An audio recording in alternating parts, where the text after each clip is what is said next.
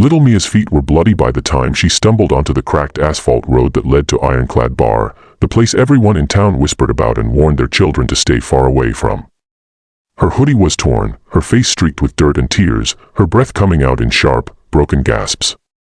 Behind her in the distance, the men she once trusted, her own father, staggered forward covered in rage and alcohol, shouting threats that echoed like thunder.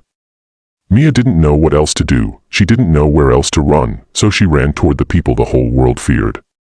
And the moment the bikers saw the crying little girl racing toward them, everything changed. Speech balloon before the story continues. If you believe kindness isn't about looks, reputation, or background, it's about actions and heart, please like, comment, share, and subscribe to the channel.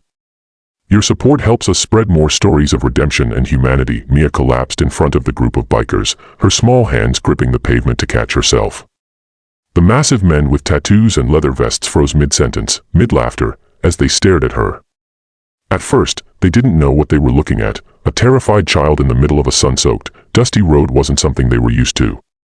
But when she managed to choke out the desperate words, "Help me, please," the expressions on their faces shifted from confusion to shock, and then to something no one would expect from men with reputations darker than the night, protectiveness. Tank, the bearded giant who seemed to lead them, stepped forward slowly, as if he was afraid to scare her further.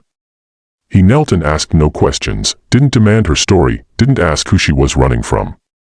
He simply lifted her gently to her feet and placed a warm big hand on her shaking shoulder. Behind him, the other bikers were already standing, scanning the road with the instinctive awareness of predators sensing danger. They spotted the drunken man staggering closer, shouting insults at Mia with violence in his eyes.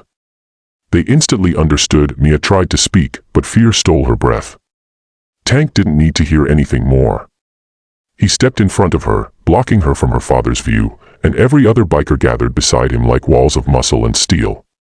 The townspeople always saw men like them as trouble, but at that moment, they looked like an entire battalion ready to defend a child. Her father didn't slow down. He pushed forward, screaming that she was his, that she needed to come home, that she deserved what she got. He didn't seem to care about her tears, her bruises, or that she could barely stand. He charged toward the group. In a split second, the bikers formed a barrier, making it clear she would not be touched again.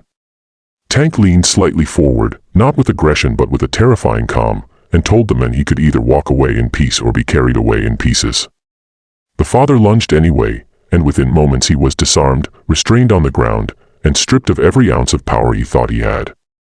Not because the bikers wanted violence, but because they refused to allow a child to be harmed in front of them. Mia watched the men who terrorized her for so long struggle uselessly under the weight of men who weren't afraid of him, men who weren't blind to the pain of children, men the world called monsters but who turned out to be her salvation.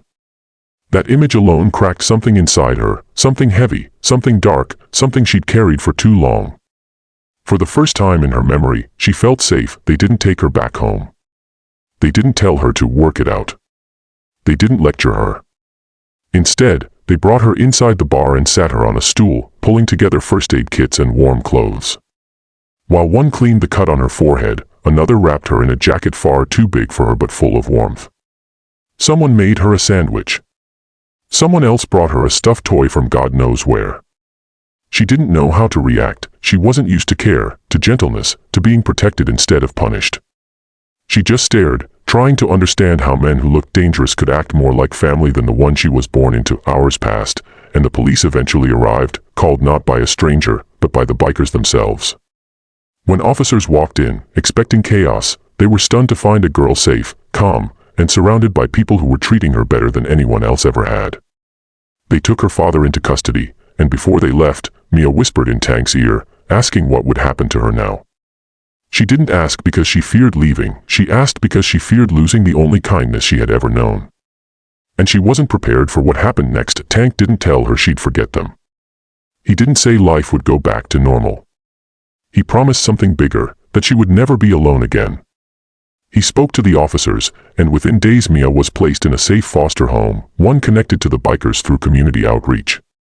They visited her every week, teaching her to ride bicycles first, then motorcycles when she was old enough, cheering her on at school plays and birthdays, showing up to parent-teacher meetings in full biker vests that made the school staff nervous at first, until they realized these men cared about this child more fiercely than anyone. As years passed, Mia grew into someone strong, confident, and unbreakable.